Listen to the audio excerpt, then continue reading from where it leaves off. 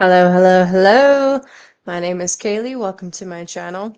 If you're new here, definitely take a moment to hit subscribe, hit like. Um, I am an astrologer from Canada, specifically focusing on Hellenistic astrology. And this little video is actually about how to open up a free birth chart online. Really simple. So let me just pull up my share screen and I can walk you through this really simple process. So, if you're ever listening to a horoscope, they go through the signs and they're like Aries rising, Taurus rising, this is for Cancer, all that stuff. What they're actually really referring to is your rising sign.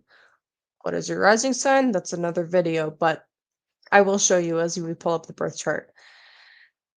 It is important to know your birth time. Now, if you don't know your birth time, it's not the end of the world.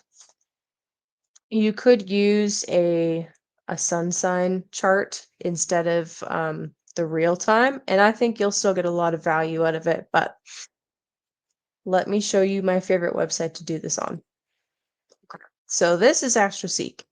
AstroSeek is www.astro, A-S-T-R-O, and then hyphen, that little dash, seek.com. I love this website for a lot of different reasons. Honestly, the biggest thing is that there are a ton of different features and tools, and it's completely free. You can save your chart. There is a little option to save a profile. Um, and yeah, you could save your chart. Um, I don't find that particular part of the website super helpful, but that's besides the point. Now, one word of warning if you are new to astrology, it can be really easy to get lost in all of the tools. There's so much to explore. It can be incredibly overwhelming. Um, but, you start somewhere. Start somewhere. So, how to pull up a birth chart? Really simple. Go up here to free horoscopes. Very first option, birth chart. Boom, click on it. In here, you will need to enter your birthday. So let's put April 5th, 2005. This is someone really young. This isn't anybody I know. I'm just making it up. Then you will need to know your time of birth. This is really important. Um, at the very least, okay, let me bring myself back up here. At the very least, if your mom doesn't know what time you were born, that's okay. If your birth certificate doesn't say it either, that is also okay. Try to ask your mom a couple of questions about like, did you have me before dinner or after dinner? Was it really early in the day when you went to the hospital? Were you allowed to eat? You can kind of narrow it down by asking questions like that. My mom was 2 hours off. She thought I was born at 10:30 at night. Turns out it was closer to 1:30 in the morning. So if I had gone by her time, my chart would be totally different. So yeah, it can be a little bit tricky because mom is occupied. She's a little bit busy. So moms are notorious for having an incorrect memory, and there's nothing we can really do about that. So try to go off of an official document if you can. If you don't have an official document, right? If your birth certificate doesn't say a time on it, which is actually really common, um, try to go with any other documents. Like some people have like some kind of Bible or card or keepsake or something with like the time and weight and that type of stuff written down on it. That can be helpful and reliable. And if not, if you can't find anything like that, then ask mom questions that are more qualitative in nature. Is what I'm trying to say. A qualitative question can help narrow it down to at least if you're born at night or during the day. And if you want to get a Hellenistic astrology reading, that is super important. Okay, so back to this. There we go. All right.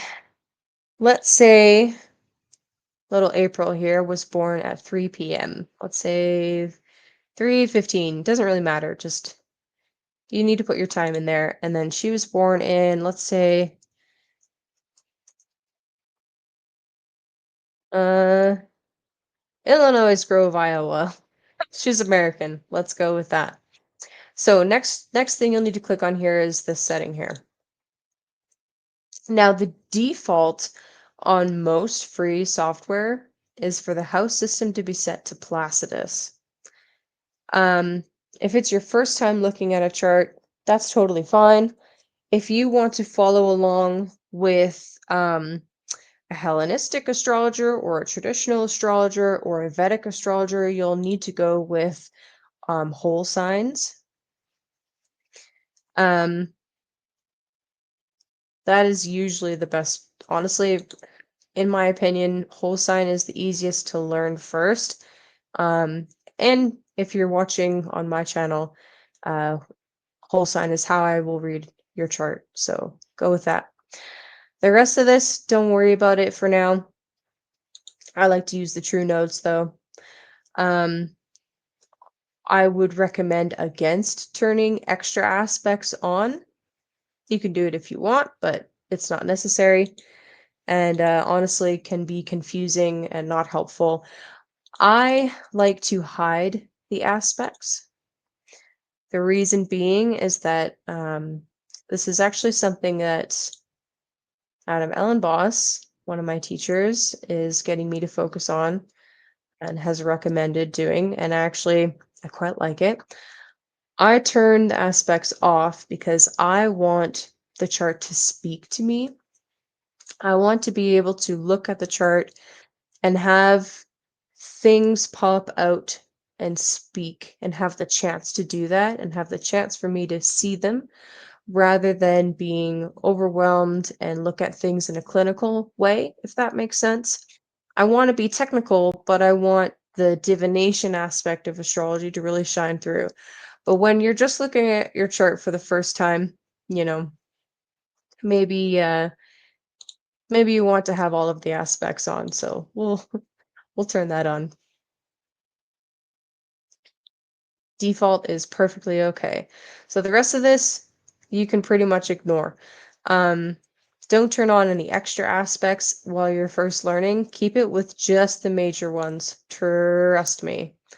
I also recommend against turning on any asteroids or anything like that. That is chaos um, and not helpful. So you enter your info, plug it in, do, pop it out. Something like this pops up. And that is actually pretty cool. I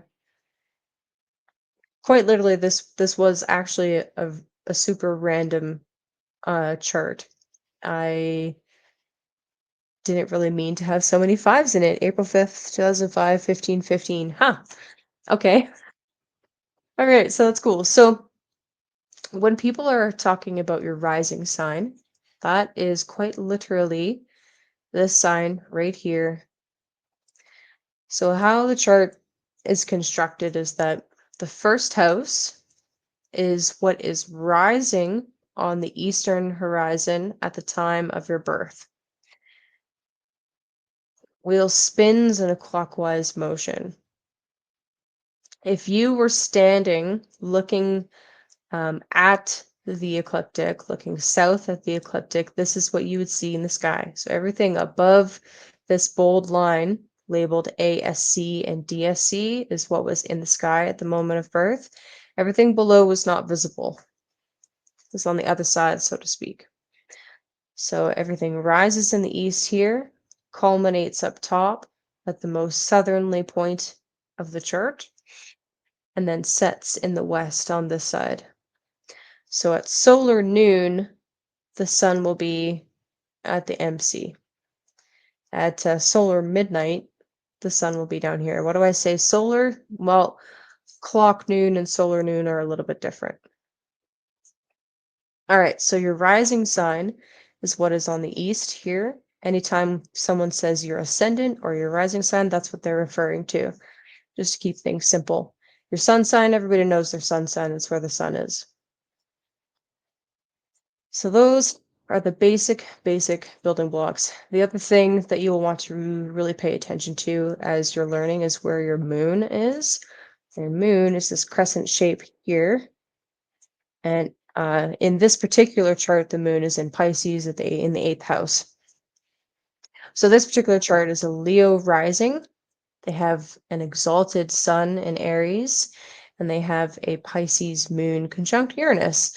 So there's a lot of really fun stuff going on with this chart, but I'm going to avoid reading it because that's not what I'm here to do today. So that's the one of the best websites I feel for pulling up your birth chart. There's so many tools that you can play with as you're really, getting into things and learning how to use those tools. It can be really overwhelming, but that's the basics. Um, One thing I will say about the interpretations of this website, let me show you. So chart right there, along the right-hand side. Here you have like the list basically of where things are in the chart. That's really cool.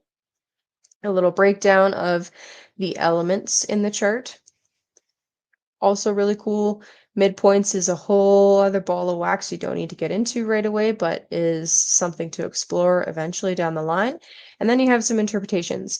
Now, what I will say about the interpretations is that this is a computer readout, so it's pretty basic. It tends to be a little bit vague. And in addition to that, it is a very modern interpretation. I actually quite like AstroSeek's version. I like a lot of what they have to say and how they interpret things for you, but do keep in mind that is a reflection of one particular school of astrology, a more modern psychological school. And there are many different ways to interpret things in the chart. So yeah, that's just one. Um, yeah, okay, that's it for that. Go explore.